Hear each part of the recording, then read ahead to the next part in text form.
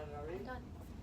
Hi everybody, this is Sarah with Habitat Housewares. I am going to be making some salsa today with our Cuisinart 4-cup food processor. I couldn't believe how quickly it takes no time at all to make this salsa. So I'm just going to jump right in. I did pre-make some. I'll go ahead and tell you all the ingredients that we got. We are not using garlic in our salsa because I am trying to keep all of our employees in mind, and we have an employee who's allergic to garlic. So typically I would add a clove or two of garlic to this, just if you guys choose to make this at home.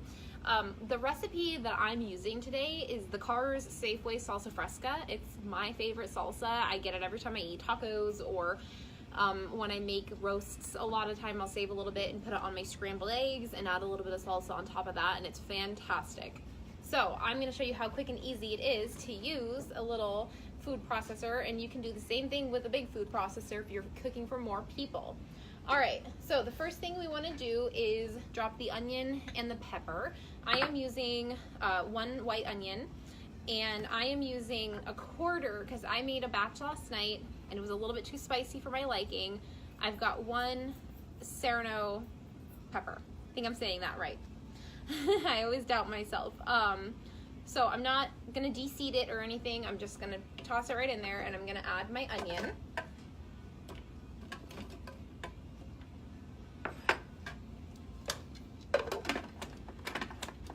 And then I'm gonna pulse it just a few times. Make sure everything gets chopped up. I'm probably gonna pulse it and then bring a spoon around the edge and do it again. Just to make sure I'm getting all of the pieces ground up.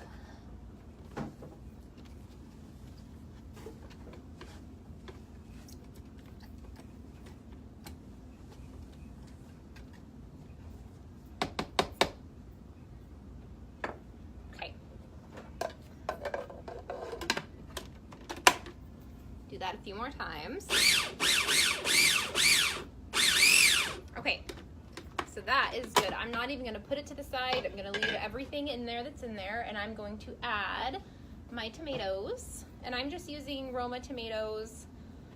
They didn't specify, they just said use medium tomatoes. So I grabbed the most average size.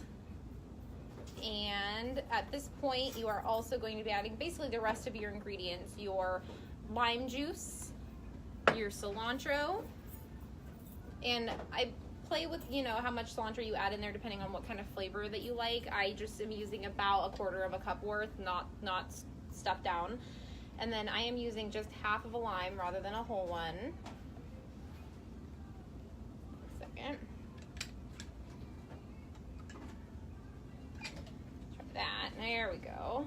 So I'll get that in there. And I also am going to use some salt and pepper for flavor.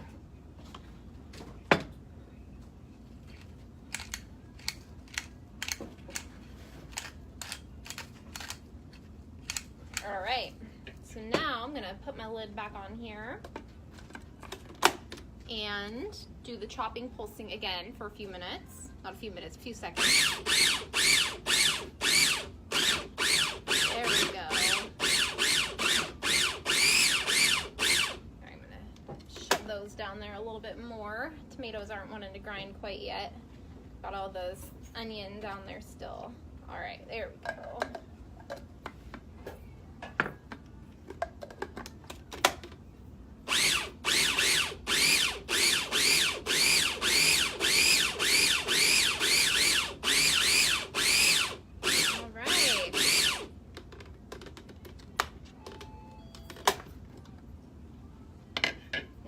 There's my bowl. See, I do have some onion around the top that didn't get mixed in here, so I will mix that in really quickly, and then it's done. All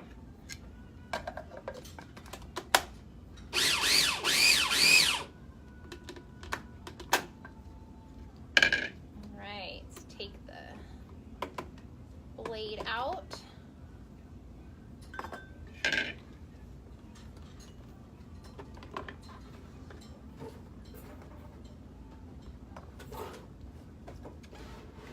And we have salsa fresca, also known as pico de gallo, depending on what you call it, and serve up and enjoy, guys.